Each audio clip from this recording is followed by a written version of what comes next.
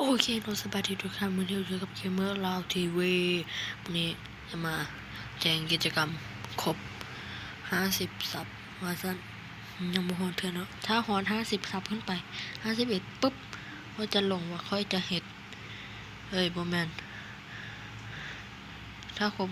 50โอเคถ้าครบ50ซับเนาะ50ซับขึ้นไปค่อยจะเฮ็ดอินโทรให้10คนเนาะเท่ๆเลยแล้วก็มีเอฟเฟกต์ไฟมีอย่างต่างๆนานาเนาะโอเคแล้วก็นั่นแหละเท่านั้นแหละแฮปเฮ็ดแต่ว่ามือคนเดียวเท่านั้นเนาะก็คือแบบบ่มีเวลาปานใด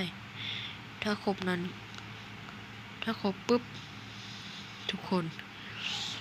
ค่อยลงคลิปแบบสลองแล้วก็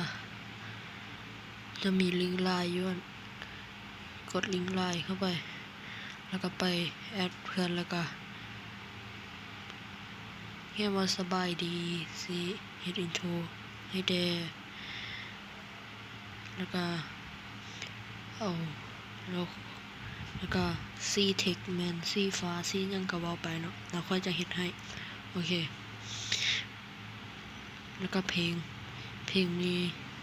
ถ้ามีเอามาให้ค่อยก็ได้หรือคันถ้าบ่มีก็อีซอกให้ก็ได้เนาะโอเคอันนี้เลยเนาะบ๊ายบาย